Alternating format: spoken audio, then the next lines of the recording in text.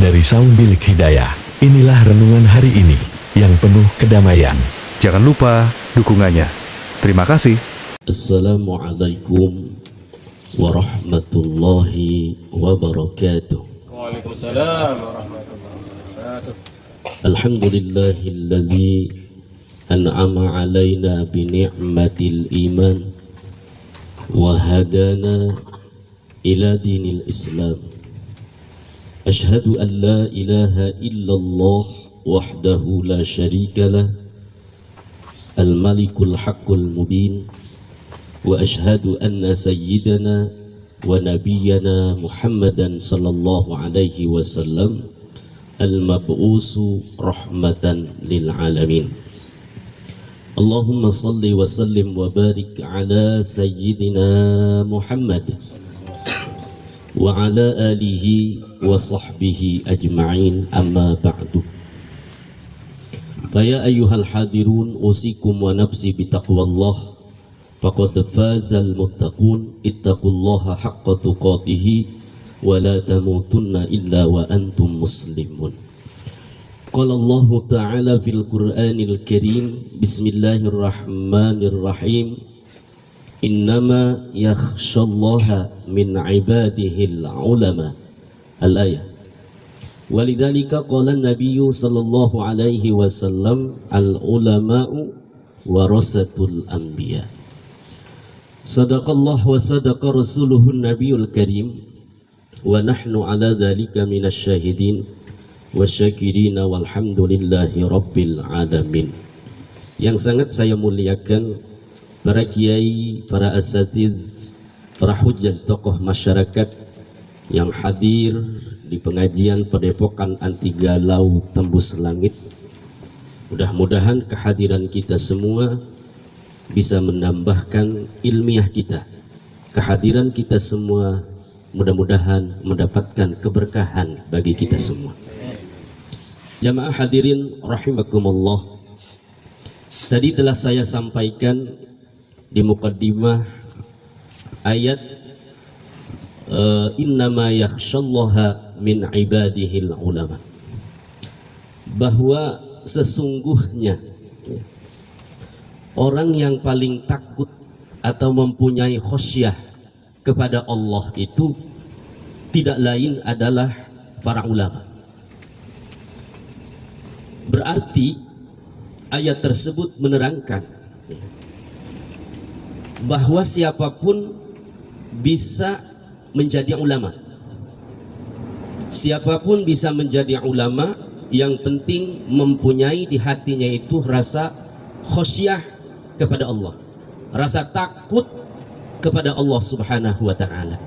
Sekalipun tukang pedagang, kalau di dalam hatinya sifat khosyahnya ini kepada Allah begitu tinggi, ya, khosyahnya kepada Allah kuat, maka pedagang itu bisa disebut ulama, ya. Dan sungguh pun orang alim, ya, sungguh pun dia mempunyai ilmu, tetapi di dalam hatinya tidak ada rasa takut kepada Allah, maka itu tidak disebut ulama. Karena banyak orang yang mempunyai ilmu tinggi, tetapi ketika ada kesempatan untuk korupsi, dia garong duit rakyat. Itu bukan orang bodoh, orang yang alim, ya. Dan mudah-mudahan kita semua ini yang hadir, ya, diberikan oleh Allah Subhanahu wa ta'ala rasa khosyah, ya, rasa takut kepada Allah, sehingga kita bisa meningkatkan lagi ibadah kita kepada Allah dan menjauhi lagi segala larangan-larangan Allah Subhanahu wa ta'ala. Dan Rasulullah Shallallahu Alaihi Wasallam dalam sebuah hadis, al ulama'u warasatul anbiya. Ulama itu, ya, para kiai, para asatid, para habaib, para tokoh agama, ya, itu adalah pewaris daripada Nabi, ya. Pewaris dalam hal apa? Mewarisi dalam hal ilmunya, ya. Mewarisi dalam hal ilmunya. Dan yang namanya ulama tentu harus mengikuti sepak terjang daripada perilaku-perilaku yang dilaksanakan oleh Rasulullah Shallallahu Alaihi Wasallam. Rasulullah Shallallahu Alaihi Wasallam tugasnya dari Allah Subhanahu Wa Taala sebagai seorang nabi dan rasul ialah dakwah, mengajak kepada kaumnya, mengajak kepada umatnya untuk bertauhid kepada Allah, untuk beriman kepada Allah, untuk ibadah kepada Allah dan meninggalkan tidak ibadah selain daripada kepada Allah.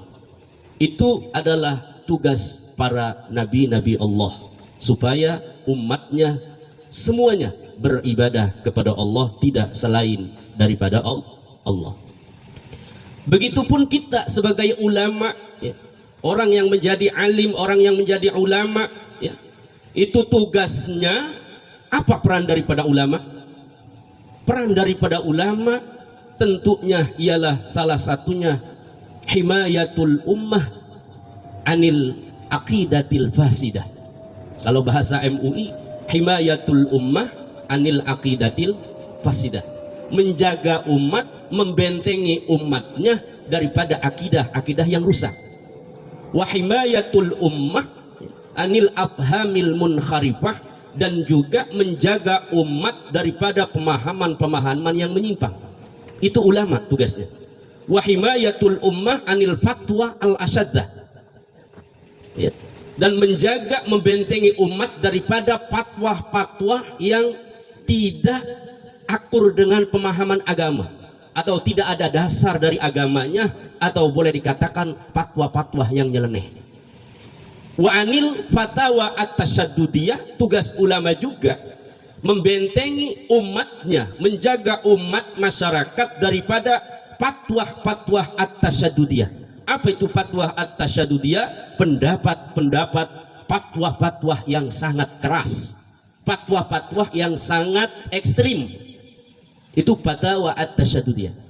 Dan juga himayatul ummah anil fatawa at-tasyaghuliyah, ya, menjaga umat daripada fatwa-fatwa yang memudah-mudahkan di dalam urusan agama. Seperti yang memudahkan di dalam urusan agama itu, ada orang atau laki-laki menjatuhkan talaknya kepada istrinya 3 sekaligus. Sekaligus 3, ketika bertanya kepada seorang, ya, yang mengerti, boleh katakan, bahwa dianggapnya talak sekaligus 3 itu jatuhnya cuma 1. Kalau 3 langsung maka jatuhnya 1. Ini adalah fatwa at-tasyaghuliyah, ya, fatwa yang memudah-mudahkan di dalam urusan agama. Seperti juga orang mau menikah dengan dibatasi dengan waktu, ya.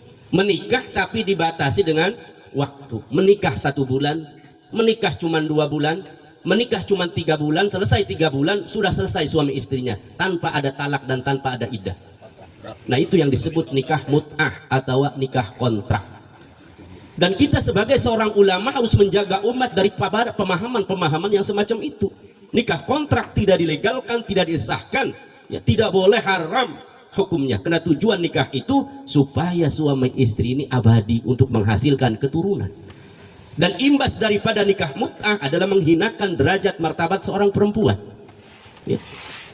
Bagaimana kedepannya kalau perempuan itu mempunyai anak, dan anaknya ini nanti ditinggalkan sama suaminya, ya kan, tidak mempunyai nasab, maka agama Islam mengharamkan, ya, yang namanya nikah mut'ah.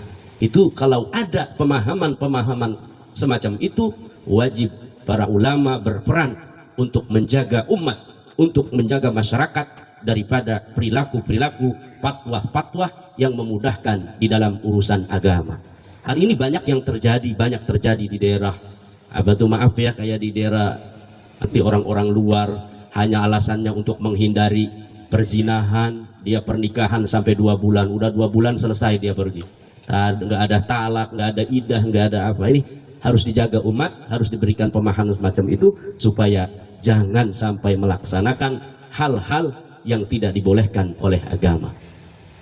Dan diantaranya adalah yang memudah-mudahkan di dalam urusan agama, ya, fatwa at-tasyaghuliyah. Di antaranya adalah orang menikah tanpa saksi, tanpa wali, ya. Menikah tanpa saksi dan juga tanpa wali. Berarti menikahkannya cuman perempuan dengan lelakinya, cuman semacam di hotel nikah katanya sudah berdua. Nah, tanpa melalui saksi dan juga tanpa melalui wali. Tidak ada saksi, tidak ada wali. Nah, ini harus dijaga pemahaman semacam ini, tidak boleh. Sekalipun memang alasannya karena ada pendapat seorang ulama yang membolehkan nikah tanpa melalui wali dan juga tanpa melalui yaitu seorang saksi. Siapa fatwanya? Yaitu Imam Daud Dhohiri. Tapi itu tidak disahkan di dalam madhab kita, madhab Imam Syafi'i. Dan bukan saja madhab Imam Syafi'i, seluruh 4 madhab itu tidak ada yang membolehkan, ya. Jadi itu mah khusus yaitu Imam yaitu Daud Ad-Dhohiri, kelahiran daripada tahun 202 Hijriah, dan dia hanya istilahnya untuk konsumsi pribadi, disebut mujtahid istiqlaliyah. Dulu mah dia mengikuti mazhab Asy-Syafi'i, tetapi kena ada gesekan pemahaman yang tidak akur, maka dia memisahkan diri untuk menjadi seorang mujtahid istiqlaliyah, hanya pribadi. Maka tidak boleh kita yang bermadzhab Syafi'i ataupun mazhab yang lainnya mengikuti pendapat daripada Daud Ad-Dhohiri dengan menikahkan yaitu seorang perempuan, menikahi seorang perempuan tanpa ada wali dan tanpa ada saksi. Kalau kepengen berurusan dengan aparat silahkan, nanti pasti dipenjara. Ya kan? Nah, itu kita seorang ulama, seorang tokoh ini wajib untuk membentengi umat, ya, membentengi, menjaga masyarakat daripada pemahaman-pemahaman yang semacam itu. Dan yang tidak kalah pentingnya hadirin rahimakumullah, yang perlu ditekankan dan juga yang harus benar-benar dijaga kepada seorang ulama, seorang kiai, seorang asatid, seorang habaib, ya, ialah menjaga himayatil ummah anit tafarruqi wal ikhtilaf. Menjaga dan membentengi umat masyarakat daripada perpecahan dan juga daripada perselisihan.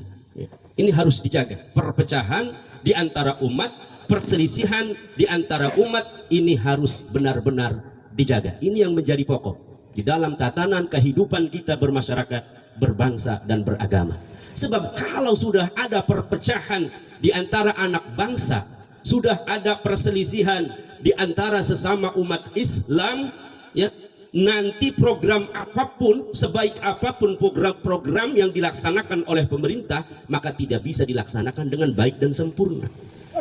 Dan yang kedua, sekuat apapun umat Islam, kalau di dalamnya sudah ada perpecahan, di dalamnya sudah ada yang namanya perselisihan, maka umat Islam akan lemah, umat Islam akan rapuh dan mudah akan diadu domba oleh sekelompok orang yang tidak senang melihat kita umat Islam di Republik Indonesia ini dalam keadaan baik-baik saja. Betul?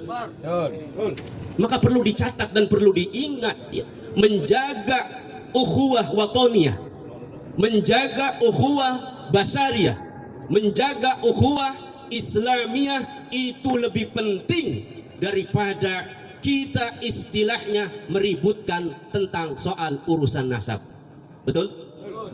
Sekali lagi saya tekankan, menjaga ukhuwah watoniyah, menjaga ukhuwah basyariyah, menjaga ukhuwah Islamiyah itu lebih penting, lebih wajib daripada meributkan soal tentang masalah nasab yang jelas-jelasan, ya, yang dari persoalan nasab ini menimbulkan perpecahan, menimbulkan fitnah, menimbulkan kerusuhan, menimbulkan permusuhan di antara sesama kita umat Islam. Betul?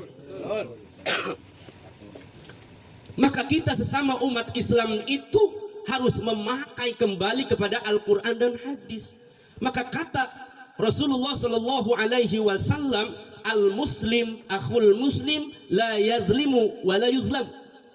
Orang Islam dengan sesama orang Islam itu adalah saudara. La yadhlimu, tidak boleh menganiaya orang lain, dan orang lain tidak boleh juga menganiaya kita. La yadhlimu wa la yudhlamu.